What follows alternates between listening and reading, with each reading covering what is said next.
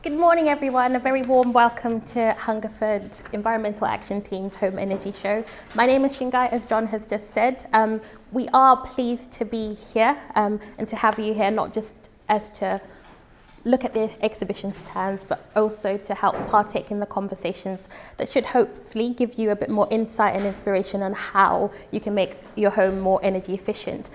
I work for Newbury Building Society and I'm currently the Greener Lives project lead in a work stream for Green Ambition, and our purpose is effectively to help preserve and improve our environment by helping encourage the businesses, the employees and members within our branch communities to help make more sustainable choices that also help minimize the impact on the environment. So we're very privileged to be partnering with HEAT today to help deliver this speakers program. Okay, thank you. Thank you. I'm now going to go on to introduce the speakers for this event. The first speaker, you might already know him already. He has first-hand account of navigating the hurdles of home energy improvements. He's not only gone on to help make a 300-year-old listed cottage into a more energy efficient structure. He's also gone on to make an even more energy efficient structure with triple glazed windows, an air source heat pump and solar panels. So he brings with him a lot of experience and he shares his passion for sustainable living by volunteering here at HEAT and also going to deliver the speech today. So hoping to give us inspiration on how to navigate this space, please welcome John Downe.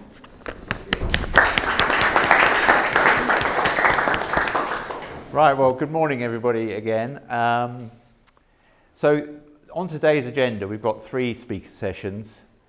We've got some highly qualified speakers for the second and third one. And you've got me for the first one.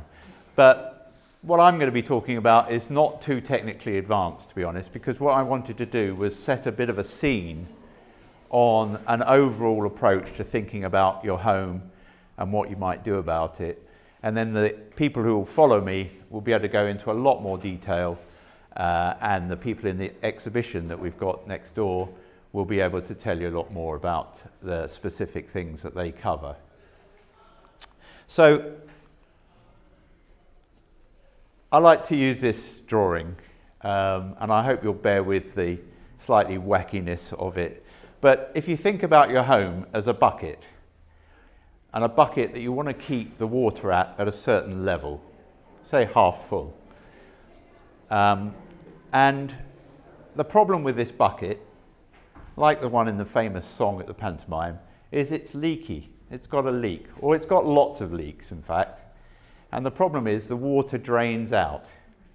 So what you have to do is you have to keep putting more water in, or heat, as it would be.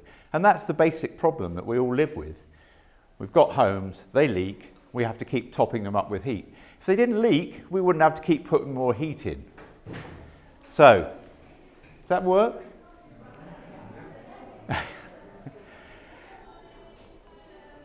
So that's what I'm going to talk about, basically, what we do about a leaky bucket that is filled up with heat that comes from smelly old power stations. They're not coal anymore, at least most of the time they're not, but they are mainly gas, well, about half gas and about half renewable, which is great because there's no carbon associated with that bit. And it's really all about balancing these 3 things. We want to stay comfortable. Okay, we can put an extra jumper on or whatever is needed, keep us comfortable, but there comes a point where we do need some heating during the winter. But we want to do it with controlling costs, clearly now even more important than it ever was. And I hope that most of us are also keen to do something about climate impact, because the vast majority of our homes are being heated by gas. And when we burn gas or oil, we put a load of carbon into the atmosphere. And I think we'd like to try stop doing that. So what HEAT is doing on this at the moment, the Environmental Action Team, is that's why we put this whole event together with some help from the National Lottery Fund to try and build awareness and help provide some solutions for people to do something about it. So you can't have missed the whole thing about energy costs. We know about that. We've had some bountiful offers to try and keep our energy bills down for the average home. This is the average home, to around the 2,500 mark per year. But even that, I mean, 18 months ago, that figure was more like just over £1,000. So we're talking about 2.5 times more than we have been paying and got used to paying. Okay, admittedly, Rishi, when he was still around, did do some things to announce some reliefs on this year's.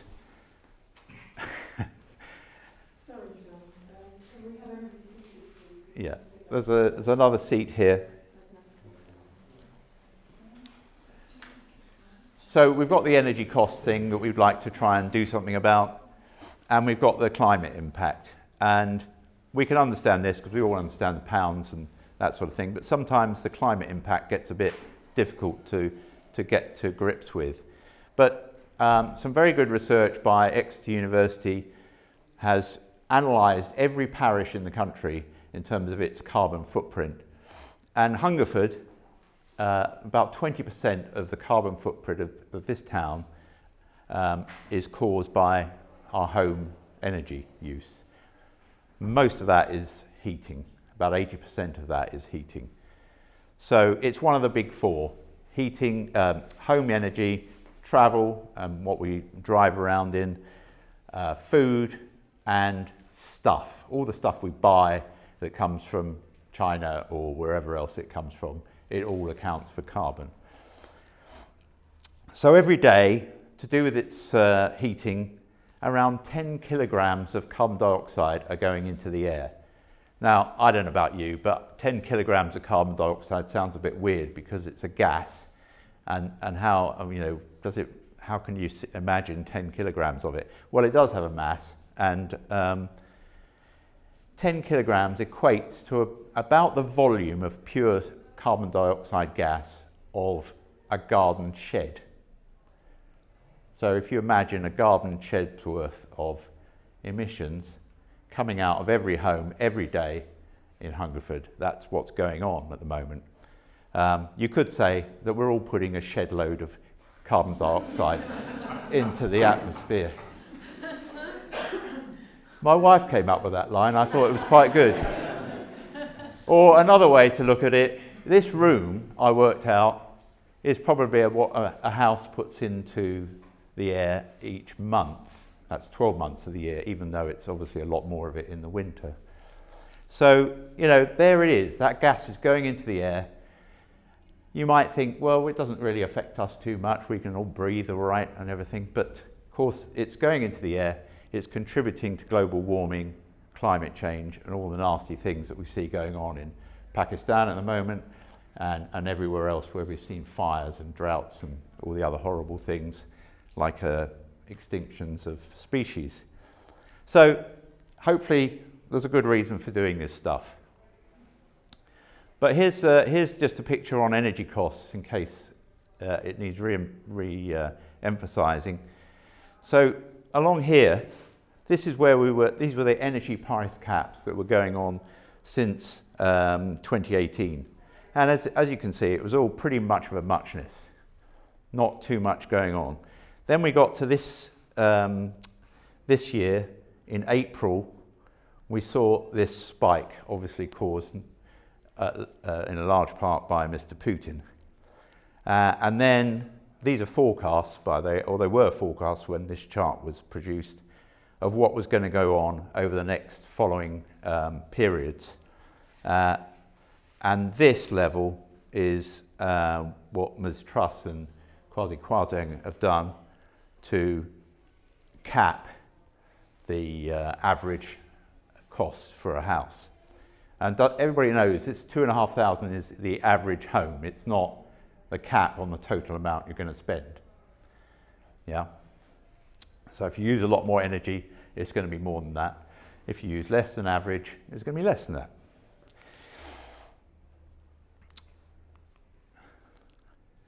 So it's all pretty dire, isn't it? So what can we do about it?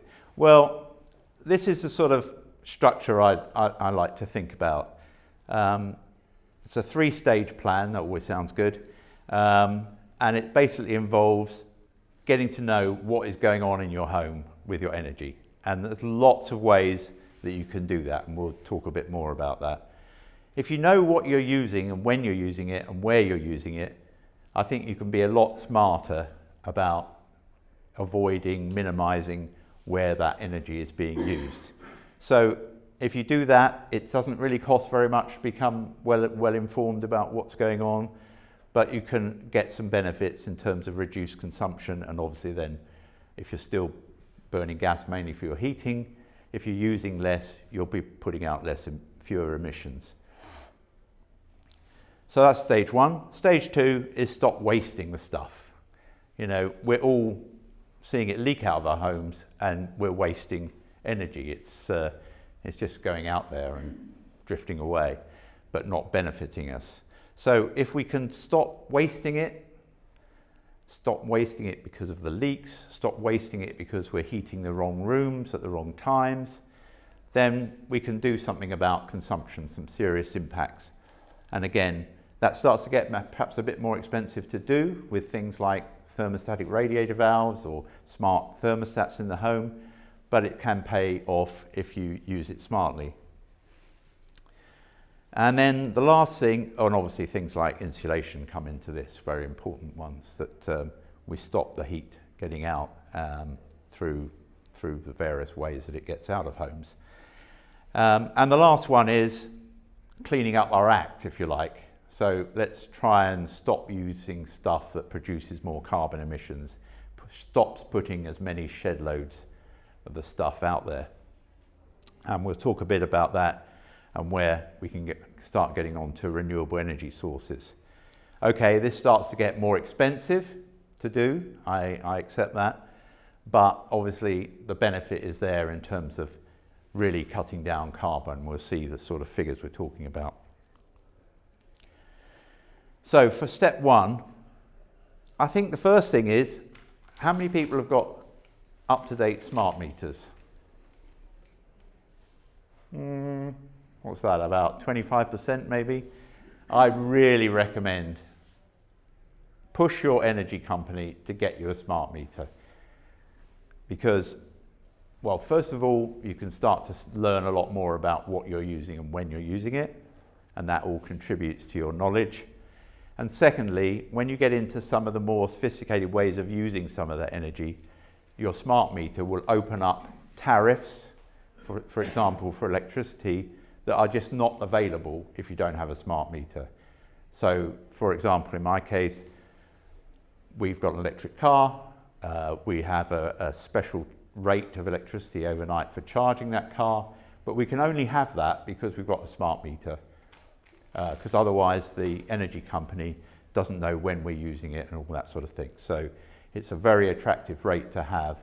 And by the way, while it's charging the car, it also provides the rest of the house with energy at the same price. So getting a smart meter, I think, really should be number 1 on everybody's priority list. I think most of our homes will have an energy performance certificate.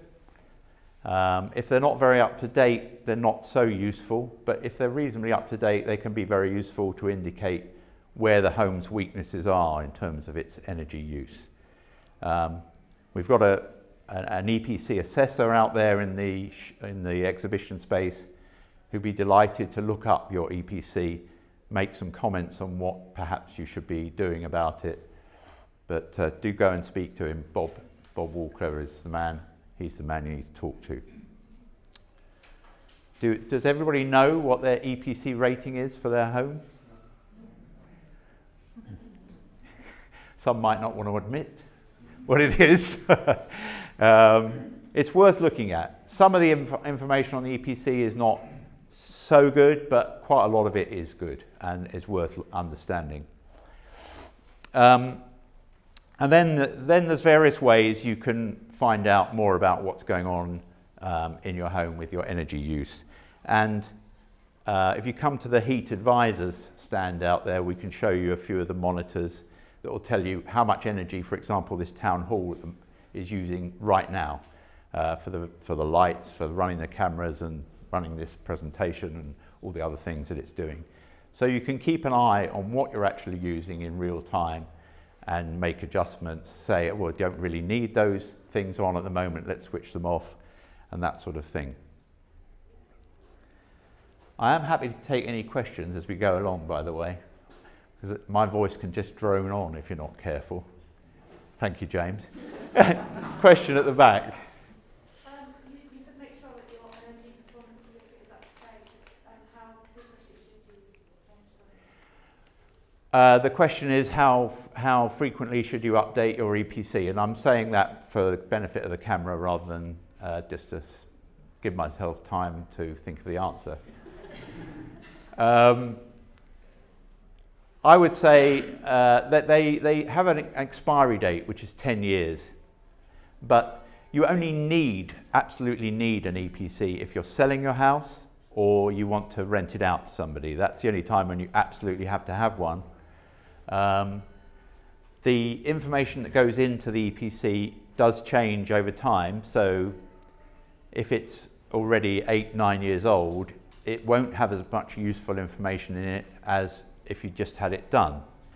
So it's a question, if you were going to embark on some major improvements, it might be worth getting one done just to bring the whole thing up to date and see what it says. If you're not really doing much, then it's probably okay for up to its expiry date. It's a hard one to give a definitive answer on. Is that okay? James? May I add a comment? Yeah. I think that since the EPCs were brought in, I think the expertise has grown enormously. If you've got an old EPC,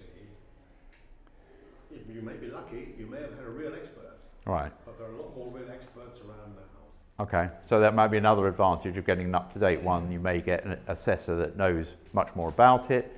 And as I say, the rules that they use on those assessments also evolve over time, and it would be better to get a more recent one.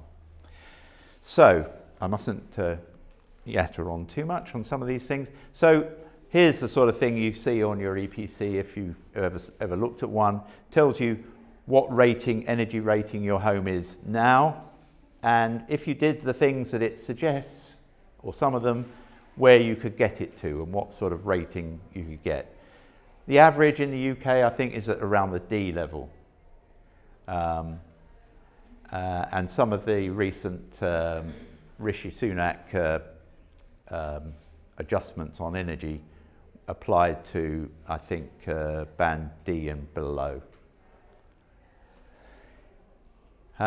These are the sorts of things you get with your smart meter, as some of you obviously know, that gives you a little real-time display in your home. One of the other things you can do, if you get that, is there's an app. There's an app for everything, isn't there now? But you can get an app, which is free, which will take the data that this thing is showing you and allow you to look at much more useful information about your historical use that day, that week, that month, that year that you're talking about. So things like Bright, as the app name, or Loop, you don't have to pay for them, they just give you information from what your smart meter is collecting. This is a thermal imaging camera. You can see a couple out in the exhibition space. This is a good way of seeing where your home has its leaks. So you need to pick a nice cold day or evening, and you can borrow the heat infrared camera, and you can go around and look at your house and see where the heat is actually escaping. Did you do that from outside? Yeah, you do it from outside, yeah. I think you can also do it from inside, because if you've got drafts coming in, you will see the coldness. Steve? Yes, thank you. So just a little suggestion, as well as the infrared camera, they're very good. They're much cheaper and more accessible.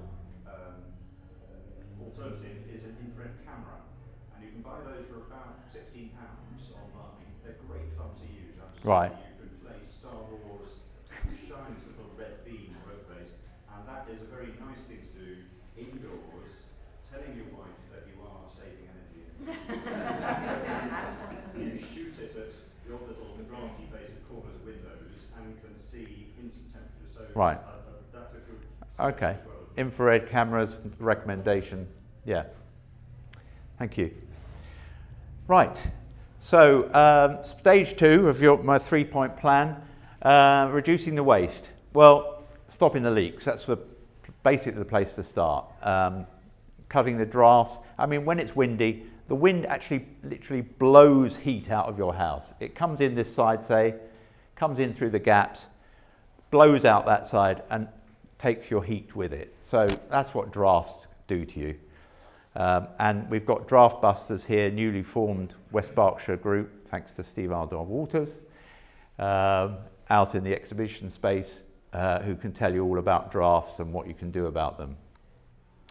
The worst bit about drafts is those wretched letterbox things. Because when you go around delivering leaflets, like I've done, they're always biting your fingers off. Anyway, I'm sure they're a good thing from an energy point of view. Drafts, insulation, the roof, the walls, windows and doors, these are all the places where the heat can get out and you need to do something about them. Whether it's putting bubble wrap on the inside of your windows, or if the windows really need replacing, going to better double glazing or even triple glazing, this is all good stuff.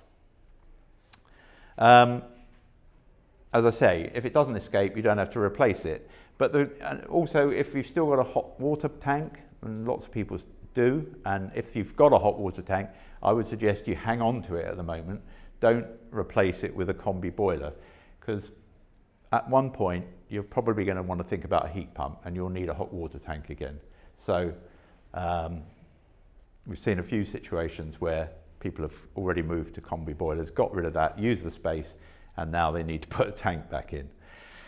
The other thing is to heat wisely. Heat where you need it, when you need it. Probably lots of people have got thermostatic radiator valves that you turn on and off. But I guess the big question is, how often do you go around and adjust those, especially if you've got rooms that you only use some of the time, because it's a bit of a nuisance to go around and do that. There are ways of doing that electronically, through an app again, and that if you've got a home where you've got lots of rooms that aren't used all the time but are used some of the time, you might want to think about those sorts of things. Is your thermostat in the right place? Sorry, question. One observation about thermostatic valves. Yeah. Do adjust them periodically. Otherwise they get stuck. Oh, they leak. Oh, right. Not only leaking heat, leaking water. That's even worse. Yeah.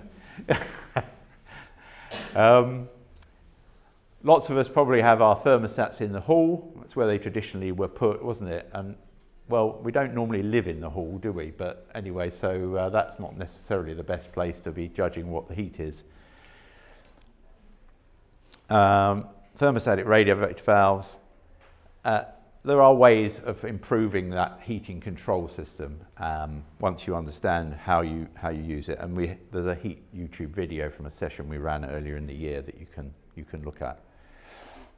And then the last one of my 3 stages is cleaning the whole thing up in terms of low or no carbon. And the 2 main things I think that's worth looking at the moment are solar, PV, photovoltaic panels on your roof or on your garage roof or even on that shed roof.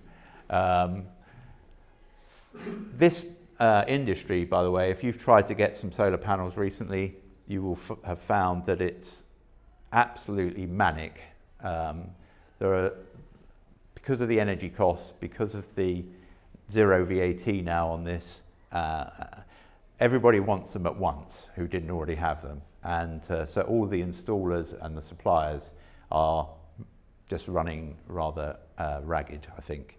So the best thing you can do right now at this point in the year is get yourself, if you're interested, get yourself on the list. And there's a chap out there from Solar Streets, a scheme that Heat partnered with, who will be able to advise you on your house and whether it's suitable. But the best thing you can do is get on a waiting list now, because frankly, between now and March, you're going to get about 25% of the yield from solar panels. From March, April onwards to about now, next year, that's when you'll get 75%. So you're not losing out much by waiting over the winter, I suppose, is the point I'm making. But don't just keep putting it off because you can't get someone to come back to you. And the other thing I would just suggest at the moment, there's a lot of people trying to pile in, I suspect, on a booming industry. So look at the people that you're talking to rather carefully. Look at their track record, look at their checker trade or whatever review system, and make sure that they know what they're doing. A lot of people are looking at batteries now. That's the other way of making the most of your solar. Question? Yeah, can I just ask, with Solar Street, that's something you're recommending? You've done that sort of... We and a number of other organisations, I think even some parish town councils around the country, have partnered with them to promote solar systems from there. And as a payoff, if you like, they give a discount to the owner because they're doing a sort of group scheme in a particular area, and they also make a donation to a charitable or voluntary group that's helping them promote that scheme. I'd always suggest you get more than one quote, but the chair of HEAT, Helen Couquier, she had a system from Solar Streets a couple of years ago now, and they're very happy with it. So I've got no reason to have a problem with them, but I'd always get 2 or 3 quotes. Yeah? Who did you use for yours, John? I used a chap who now has made so much money at it that he's retired.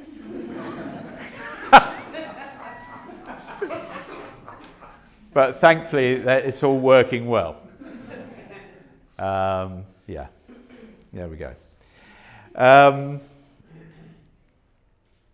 Low carbon heating. So we hear a lot of people get mentioned about air source heat pumps. I think this air source heat pumps is the primary route to doing this for most homes. I mean, you can go to ground source heat pumps, and there's some case studies, if you haven't looked at them, in the main exhibition there, about one case using a ground source heat pump. It is more expensive. It gives you slightly better efficiency, but I think if you look at the cost versus the improvement in efficiency, for most people, most situations, it's unlikely to be justifiable. So at the moment, we can all get a £5,000. We can't all get it because I've already got one.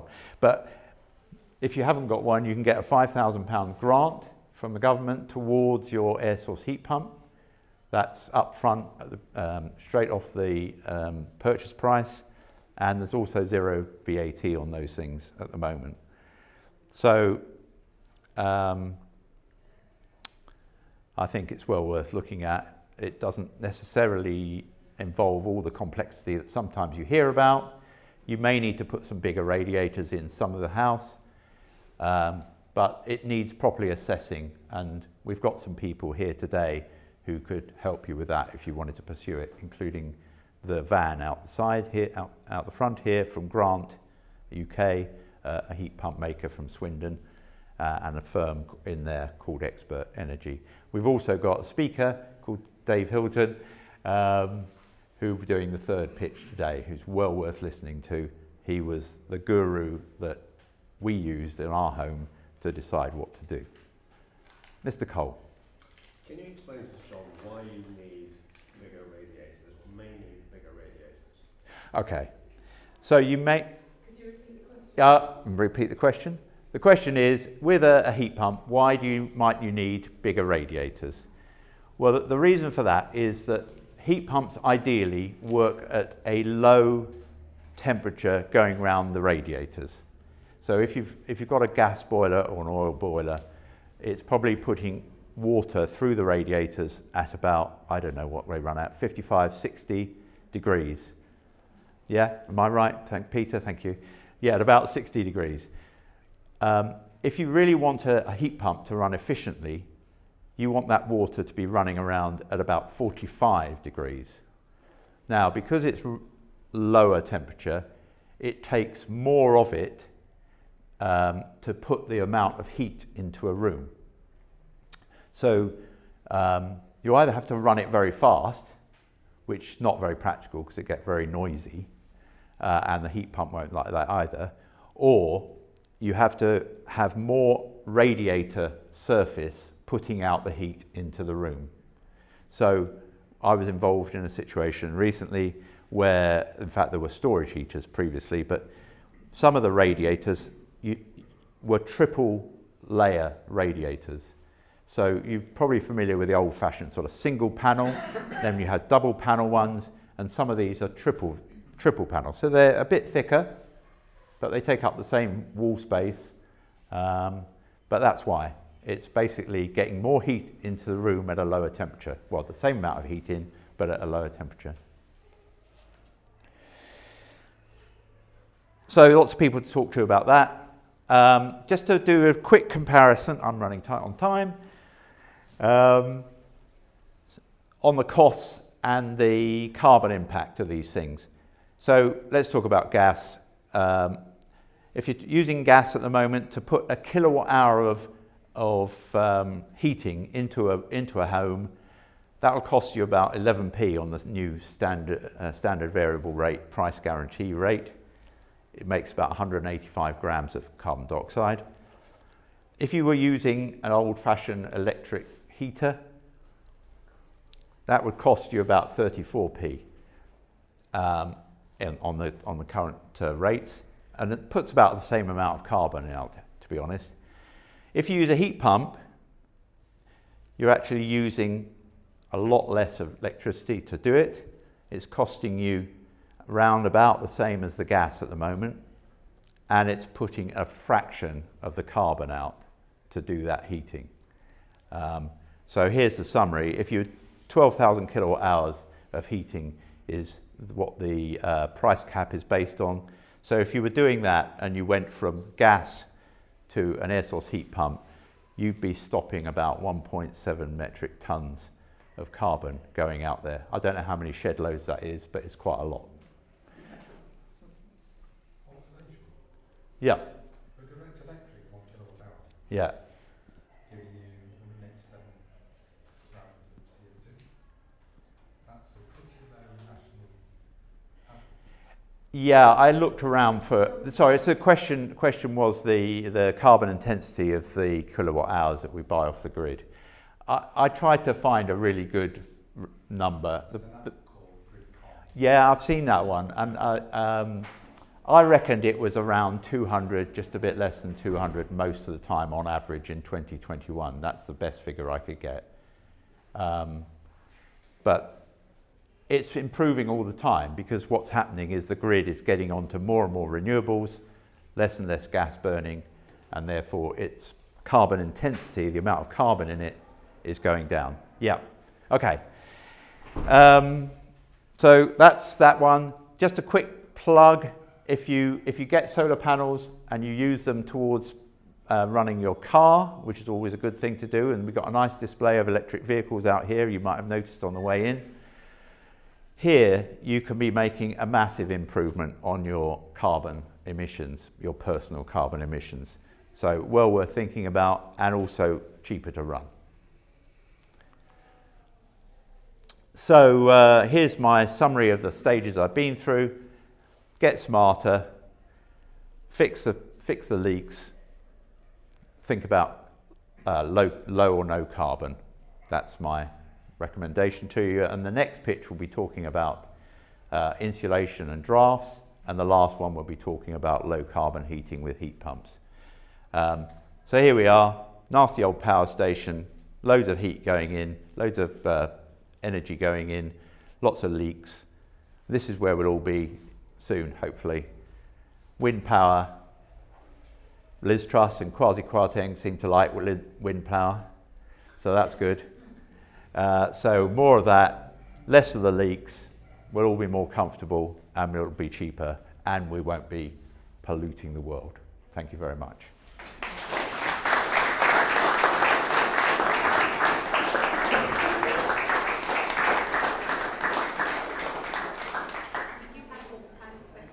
I do have more time. Would anybody like to ask any questions? Please. Just a second, Trish. I was wondering, I have 3 daughters who have homes. I'm just wondering, is it possible to get your presentation? Yes, it is. Yeah, I think our last speaker's a bit sensitive about his intellectual property, but as I don't have any, that won't be a problem. If you do, we can sort that out. Yeah, as long as they're not going to make money from it, and then I'd like royalties. I mean, if you think it's good enough to sell, maybe I should be doing something else. Anybody else? Yeah. A lot of people, for a reason which I don't understand, don't want to have a smart meter. Right. But they could gain the advantage of understanding where their energy is going by playing their own smart meter, in essence. Yeah, energy monitor type thing. Yeah. No, it's a good point. A smart meter is one way of doing that part of it. People are suspicious of smart meters. I don't know why. They think it's going to give them COVID, or they think Big Brother's watching them, or I don't know. I just don't understand it, frankly. I'm a different planet to me for some reason. But, you know, I think the fact that you can get that information elsewhere, and we've got one out there we could show you if you're interested. I just But think it's a compromise. yeah, maybe. But if you've got a smart meter, you never have to worry about taking meter readings. You know, they're all done automatically every half hour. So, you know, what's the problem? It's less work. My advice is check, because I signed up to a one that takes your readings every half an hour. Yeah. In the first week it didn't. Yeah. So for an entire year I haven't paid any electric. Right. So I now have a massive bill. Right. Because I was paying a monthly direct debit. Yeah. So it was coming out, it was my gas and electric, so I didn't bother checking my bills. I'm now up for a renewal of the contract. Right. And there are no meter readings taken since the first week it was installed. Right. So if you do a meter reading, you do need to check them, because they don't chase you, and that bill is now on my next year's bill. Right. On monthly payments. So just be. Yeah, I think if you move on to one, you should be able to monitor pretty quickly whether they're picking up the readings. Not unless you check your bill. No, all right. Because they don't tell But that's a good recommendation. Yeah, if you move on to one, make sure that it is picking up the readings soon after. Sorry? The in-house display should show. No, it won't necessarily, because the in-house display is just picking up the signal locally from the smart meter. You need to make sure that those readings are going through the cellular or similar network to the energy collection place, and then you'll be able to see it coming through on your statements. Question? To get a smart meter from your energy provider, or can you do it yourself? Because we've asked for a smart meter, but I think we're somewhere way back in the line. Yeah, they have to come from the people who are supplying your energy, basically, so they're the people to chase. But the other thing to bear in mind, this is where you get a smart meter from. Apologies, didn't repeat the question. Bear in mind, you're all paying for smart meters because it's built into your standing charge and your energy costs. So you're all paying for them anyway, whether you've got one or not. So I would suggest you might as well get something for your money. Okay, I think that's about it. Thank you very much for your time. Enjoy the rest of the exhibition.